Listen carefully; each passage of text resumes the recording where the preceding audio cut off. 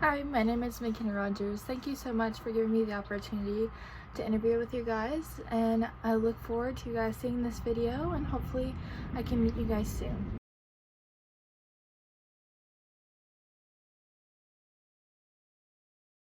Okay, so the most important event that I've been a part of to me is the charity concert that I helped plan this past October.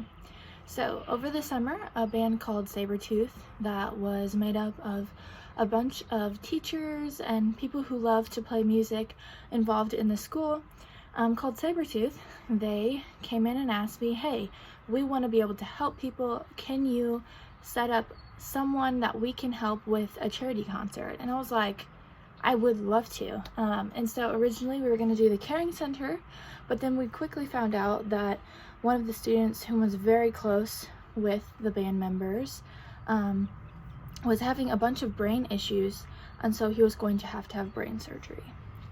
His family was trying to afford those medical bills, so we knew immediately that that was going to be our cause. So Merrimack Vineyards Winery was so gracious and helped us plan it, and we got word out, and so we had so many people come and support us. In November, we were able to hold an outdoor concert to help with COVID. People were able to space out, and it was a beautiful day in November. All in all, we were able to raise over $1,000 for this family, and it just meant so much to me because I felt like I was physically helping someone in my community. I was making a difference. So yeah, that was one of my most favorite experiences that I've had helping the community.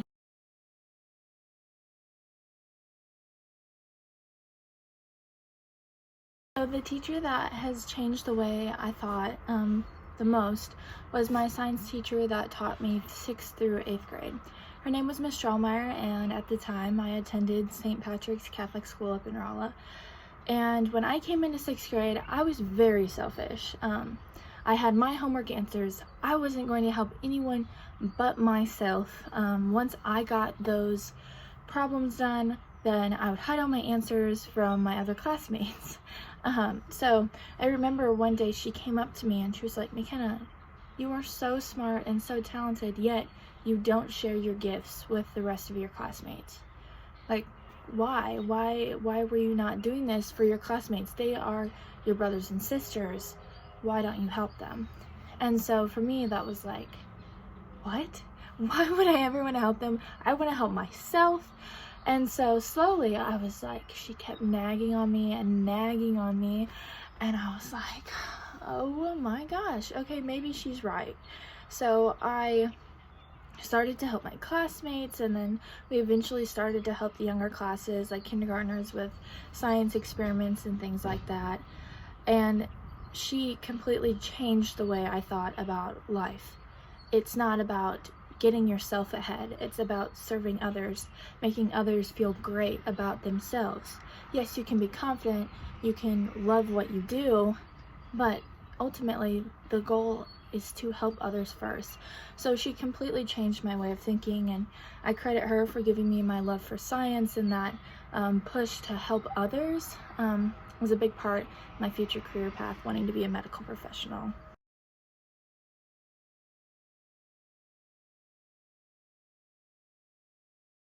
The problem in the world that I think is most urgent, especially for the United States, is the cost and the lack of healthcare in several places.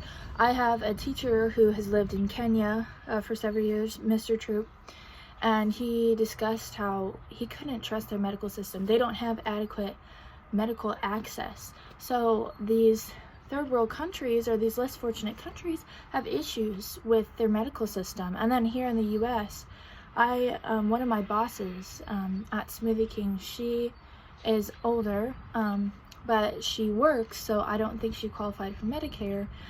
And I was talking to her and I was like, wow, you seem like you're very sick all the time. Like, she's been having issues. And I talked to her and she was like, well, McKenna, I just can't go to the doctor right now. I can't afford it.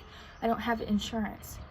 So for me, that's one of the most problematic things that I see in society right now, is the issues with our healthcare. How some people don't have it, or the prices are so high they're getting sicker and sicker, but they won't go because they can't afford the bills. So I think that's something personally that I would like to tackle as I get older. I'm actually starting to tackle it in my capstone for Miss Cramey's class this year with the pharmaceutical prices, but I think it's something that really needs a call to action, because we can't make people choose affording to live, affording to support their family, and then themselves living. That's just not a fair choice, so something needs to be done about it.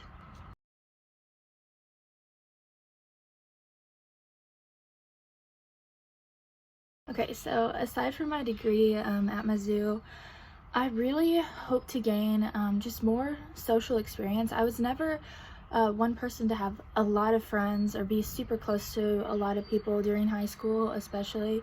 And so for me, the social aspect of it, finding people who are going into the same field as I am, who love the same things, who think the same things are important to me, is something that I'm really looking forward to.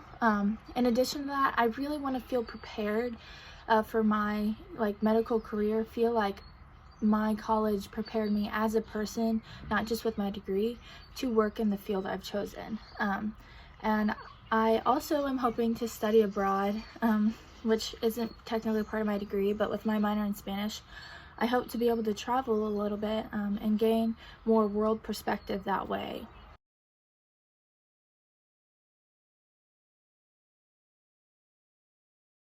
Okay, so my biggest weakness is not being able to ask others for help. Something I've struggled with for a long time. I've always been, if I want something done, I will do it myself. Like, you don't even have to worry about it. I'll do it myself. So that's one of my biggest weaknesses that I've had issues with. I think playing volleyball, a team sport, has really helped me with that, because I can't carry my entire team. I have to rely on other people to get help, and so I think that's helped me a lot grow as a person, to try to tackle my weakness. But I think it also can be a good thing to have this weakness, because it makes me driven. It makes me want to get things done and get things done right. So I think it can have some negative effects, which I can see, and my mom's always like, just ask for help. Oh my gosh, it's not that hard, you don't have to do everything yourself. But I think it also can have some positives to it too.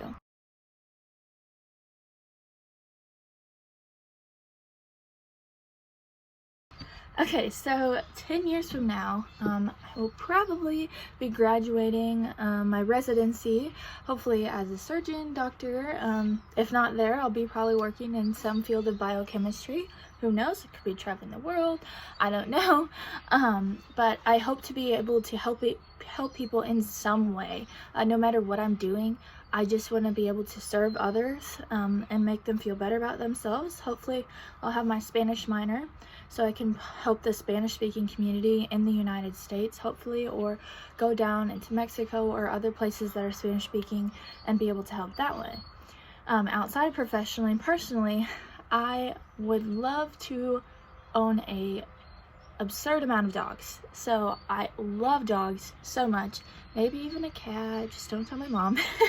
But I love dogs so much. So outside of that, I would love to be able to adopt like 3 or 4 dogs and have a huge field for them to run around and just play, and also like get involved with the animal shelter. I've been involved with the animal shelter since I was probably 5, because I just love dogs so much. So I think I want to continue that and find one that I can help, maybe be a bigger part of, instead of just volunteering, like work there as a bigger volunteer and have set hours there. That would be one of my goals, like outside of my job. Other than that, I will just have to wait and see. Who knows at this point? I could be living in Asia, I could be living in Europe. Who knows? I just want to be able to help serve people and enjoy my life. Thank you again for your guys' time. I really hope that this video helps you get to know me. I really appreciate the time. Have a wonderful day and an amazing Easter. I hope to hear from you guys soon.